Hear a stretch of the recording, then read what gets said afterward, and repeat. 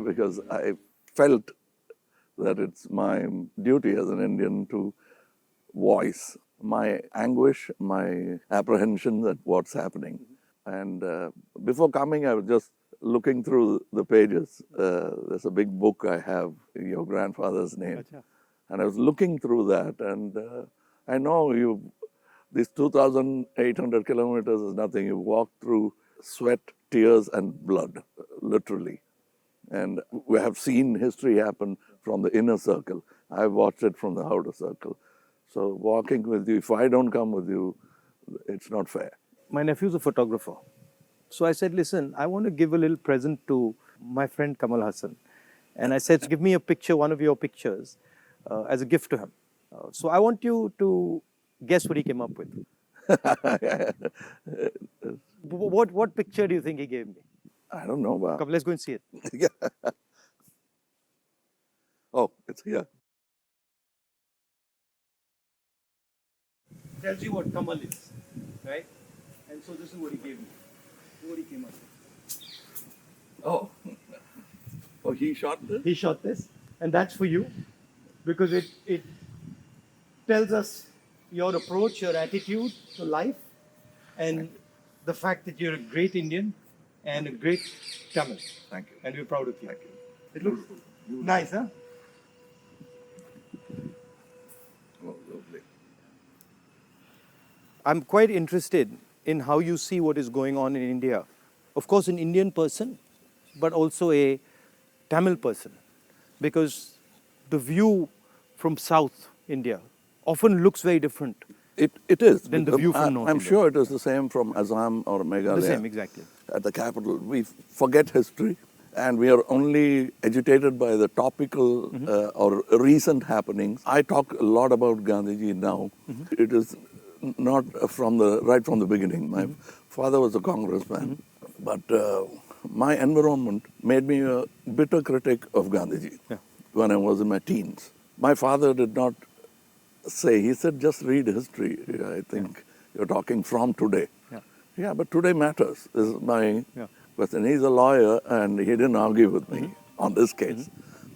Around 24, 25, I discovered Gandhiji on my own. And over the years, exponentially, I've become a fan. And that's me, to explain myself. To actually correct yourself and say sorry, that's why I made Hey Ram, Right. a film where I played a parallel assassin.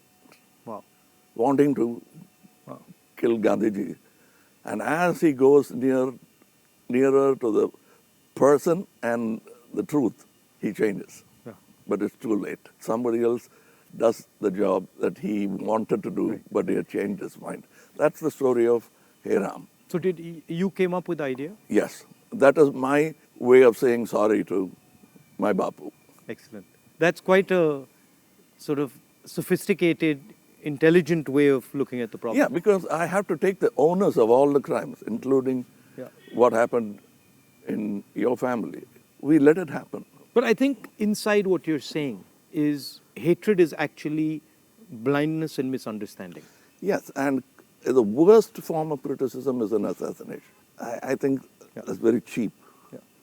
And It's a coward. A coward does that only, because he has no other way to fight. But that cannot be the answer. So what's your view then of the violence and the hatred that is being spread in the country? I mean, I view it as a consequence of the fear that is being spread in the country. No, this is actually a synthetic, reproduced, manufactured thing. I don't think so, because go into Kerala, more than Tamil Nadu, you will find amity prevails. Unless you doctor it. You can do it from either side. I think there are more sides to it than just Hindu and Muslim. We have to look at all that and understand that this country will flourish only with this plurality. As a person who loves Tamil Nadu, loves the Tamil people, whenever I go there, I try to understand slightly better, what exactly is the Tamil idea, right? And so as somebody who, is looking at it from far, what does it mean to be Tamil? I know that the Tamil language is very important, but what does it actually mean? It means the same as wanting to be a Maharashtrian Yeah. or Telugu or a Malayali. We all have a pride, but I must say something about Tamil Nadu. They always feel that it's an island with parochial mindset and language chauvinism. Everybody is proud about their language, but I can tell you, you can go to a village, any village or town, my town, and just stand in the middle of the road and shout Nehru. A dark man will turn around, Yeah. or you say Bose. Yeah. Somebody will turn around and he doesn't look anything like Yeah. Nehruji or Boseji. And they'll turn, you'll find Gandhi, many Gandhis. That is the mindset. And at a particular point, they felt there was apathy from the center. That happens every time. It will happen with every government. They are now unhappy with what is happening now. But that's not permanent if you could approach it like you're doing it now. The reason why I want to celebrate your walk is reaching out to the people and lending the ear instead of standing on a podium and lecturing. Yeah. That's commendable from your side. But my experience when I go to Tamil Nadu, right, is that they express themselves in a very passionate, Yes. it's different expression. So if you go to Maharashtra, people show affection, but the way the Tamils show affection is something completely different. I get that feeling when I go there, and I always wonder, what is that exactly? How does it, why such strong affection or strong expression or so passionate? It's part of the culture. It's a very old culture. And they've seen wars, they've seen battles, they've learned a lot from Jainism, Yeah. Buddhism. Yeah. It's a mixture of everything. That kind of affection was enjoyed by Kamarajji, Yeah. MGR, Yeah. all those leaders. They are moved to tears, Yeah.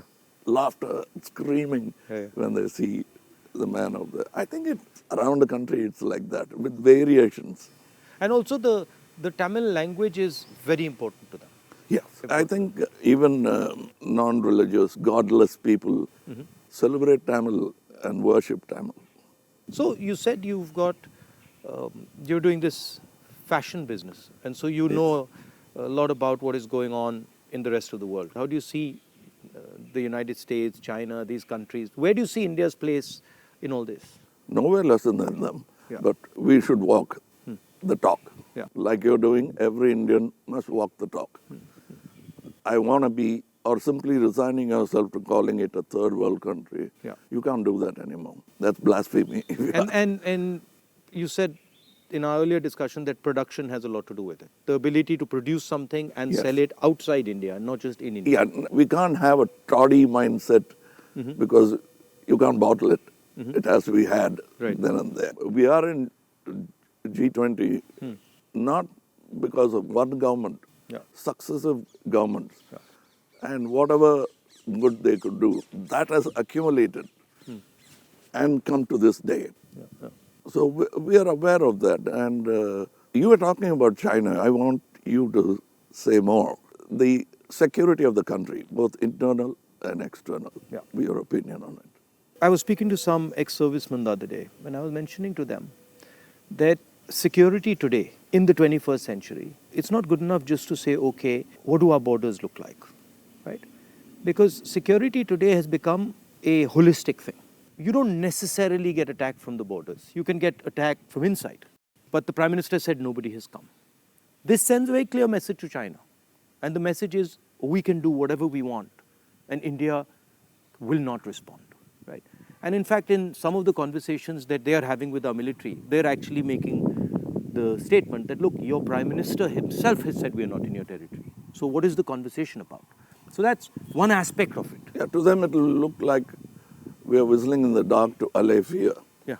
No, and Looking out somewhere no, else. imagine if you're the leader, right? And your forces and my forces are negotiating, and your forces are coming and saying you're in my territory, and then I say, no, but your leader has said we're not. So it destroys the entire negotiation position of Yes, India. yes. Right? So that's one aspect of it. The second aspect of it is how conflict has been transformed. And conflict has been transformed because earlier you fought on a border, now you fight everywhere. right? So you fight by shutting down power stations. You can fight by attacking the railway system. You can fight by militarily attacking. You can And fight. the oldest trick is to Yeah. contaminate border. Yeah, so you can do that. So the single most important thing in the 21st century is that a country has internal cohesion, that there's harmony in the country, that people are not fighting, that there's peace in the country, and the country has a vision. The point is not going to war, right? The point is being in a position where you cannot be attacked. And there's a link between a weak economy, a confused nation without vision, hatred and anger, and the Chinese sitting in our territory. Because they know that we are dealing with internal matters, internal confusion, an internal lack of harmony, and so they can just go in and do whatever they want. So that's one element of the problem. The other huge element of the problem is what has happened in Ukraine, right? And essentially what the Russians have done in Ukraine is they've said, look, we will not accept that the Ukrainians have a strong relationship with the West. And they've basically told the Ukrainians, if you have a strong relationship with the West, we will alter your geography. And that is the exact same principle that can be applied in India.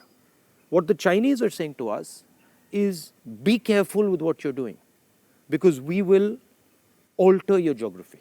We will enter Ladakh, we will enter Arunachal, and what I can see is them building a platform for that type of an approach. So as an Indian person, I don't want to be somebody who's warmongering, but I'd like our country to be aware that there are real problems on the border, and those problems on the border are connected to what is going on inside our country. When Indian fights Indian, when the economy doesn't work, when there's joblessness, our external opponents can take advantage of that situation. Yeah, so that's broadly an opportune moment Yeah. of distracted. Yeah. So one of the things that we've constantly telling our government is talk about it. If you don't want to talk through the media, at least talk to the opposition. We understand these things. We might be able to help you, advise you, bounce ideas off us, but they just don't listen. So it's the approach that we understand everything. The other aspect of it, which you touched on, is that frankly there's no one who can compete with China. I do not believe that on production, on as far as the economics is concerned, I do not believe that the West can take on the Chinese. I believe that India can take on the Chinese. We have the population. We have the population, we have the people. What do you need to take on the Chinese? You need a young population. You need large numbers of people. You need a large educated base. Compared to China, our population is younger. Exactly. Right? And if you see the West, right, and this might be a bit controversial, but they've got too much. They're flabby. They're living in opulence. They live. They are outsourced. And they outsource, right? Whereas our people, they know what a struggle is. They understand difficulty. So I think as an Indian person, I see a huge opportunity for India to become, like China, the producer of the world, right? And of course, the West has a space, which is high-end manufacturing, high technology, et cetera, which they're very good at, they'll dominate. And we should try and challenge them on that. But I do not think they can compete with China on the large-scale manufacturing, blue-collar work. And I think that's the tragedy, that we are walking on these streets, you walked with us, and all our children are saying we are unemployed, when in fact we could have huge amounts of employment through our agricultural system, through sort of manufacturing. The constant neglect of agriculture is disgruntled many Tamilians. They voiced, they came here, they didn't even get an audience. Yeah. India has skills, and it has skills everywhere, right? I always say that the next Satyagraha is the skill set development for India. Right. Because making thousands of lawyers who won't get a job, thousands of engineers who won't find a job. Instead, if you develop their skills, they can have their degree, but pursue their passion. Instead of me talking about other subjects generally, let me talk about where I come from, the film industry. But the number of training facilities, 200 jobs in a film, and there's no ITI for that. So what it is, right, is actually a disrespect of skills. You will not respect the person's skill and then say, okay, as the nation, how do we empower this person's skills? So I gave you the example of Bellary, right, which is the jeans capital of India. Now, Bellary should be exporting jeans to the rest of the world, should be exporting different types of jeans, should be innovating on jeans. Right? Bellary has been shut down because of demonetization and wrongly applied GST. And you've literally taken a hub which could challenge the Chinese across the world in making jeans, and you've destroyed it. It used to have 4.5 lakh people working there. It now has 50,000. Like something like what you're doing with Khadi, right? I mean, who would know that that's a Khadi jacket? Nobody. Right? More than the publicity of it, the reach of it. Exactly. And Americans are loving it. And then you got the history of Khadi, right? Because if you start to say, well, this is Khadi from the Indian freedom movement, this is made by Indian people by hand, this is what fought a superpower, you can make a beautiful story out of it. Yes. Yeah.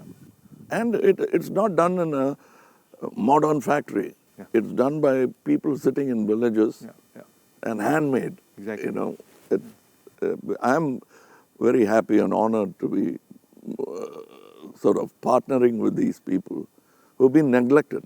They're almost on the verge of closing down and going back, thanks to GST. So how many people now are working there? We have not started a full-fledged tailoring system because we only have 12 outlets and we can supply with a number of tailors. But the number of weavers are many. Right. They are in Telangana, Karimnagar. We are sourcing it. We are going even to Kutch and other places so that we can bring India together. So that's it was very nice. It was very nice of you to come, I must say. I with all the situation and the BJP and sort of the ability they have to coerce, I think it's also a brave thing. That's why I think that's why he gave. He came up with that idea of the picture. It's not easy. I'm glad he thinks of me that way, but I still remember the speech by Gandhiji when he said, "Shake the lion's mane," for which he was incarcerated. So we have the strength and ability. But I'm happy that you're meeting people, practicing jujitsu, walking miles and miles and miles. It's nice. And because you're doing exactly what Gandhiji did, to understand the nation before fighting for it. No, it's quite a fantastic experience. I remember walking from Tamil Nadu into Kerala. It's completely different. Yeah. And as you said, it's changed, but then it's the same. So there's huge commonality and then there's huge difference. That's the individuality of it. That's the plurality that we should not lose at all. Yeah. And I think a lot of what we traditionally have is also the artisan, the small and medium person, the little clusters who have huge skill, but they are sort of hidden away, hidden treasures, so to speak. Yeah, I think it's very important that a government in position should bolster like farmers during the Gaja calamity. For them, after some time, party affiliations don't matter. Yeah. The calamity that they're facing is the pain is the most important thing. The most important thing. It doesn't matter. Yeah. And politicians always go and talk about the next election. Yeah. And their trajectory is towards that, and that they don't like. Yeah. They can't tend to take their eyes off it. Yeah. Politicians. I find that. And I get criticized a lot, sometimes where they're like, oh, he's not election centric. I mean, I think, of course, one has to fight elections, one has to be in politics, one has to take them seriously. But there's also another role of people. There's a role of bringing people together, of listening, of being affectionate. That role, I think, is a very important role. What we have done through our party is that simply sort of wipe the dust away from the Gram Sabhas and brought it back into, now it's happening because we are attending and now we want to take it into the towns. I think people should participate in politics, not necessarily electoral politics only. Exactly. But they must have a firm say that politicians will have to understand it's not all about number crunching, that they'll have to answer certain things. And people should also feel that I can vent or complain. I can say something, and politicians should also feel that I can take some punishment. You know, he's shouting at me, okay, no problem. I did something wrong. I go and listen to what he's doing, what he's saying. I think that's, you know, people don't like criticism. I think criticism is a good thing. I think we are a very young democracy still, in spite of 75 years. The reminiscence of the monarchy is still in our mind. Yeah. No, that's a profound thing you've said. It's true. It's still, they want loyalty. And politicians who are in power want to somewhere behave like a king. Because it's not too far behind in history that we had princely states. 70 years, yeah. But I think if you look, a lot of sort of our chief ministers and leaders, the approach is that of a king. You know, you're like unilateral decisions.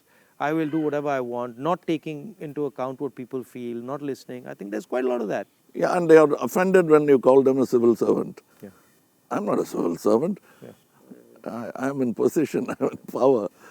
But that's what we are, ultimately. It should be a position of honor rather than position to usurp. Yeah. The trustee idea of Mahatma Gandhi.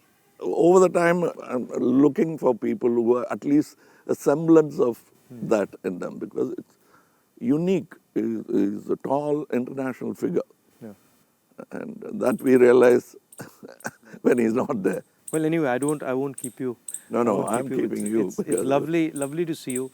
And whenever you're in Delhi, you know, next time, maybe we go and have a meal or something. Yeah, sure. I'd love to do that. And I'd like you to look into our thing I've sent. I will. I'll give you my your measurements. I will 100%. We'd like to dress you up. Okay, I'll do that. Thank you. Thank you for the time. Thank you.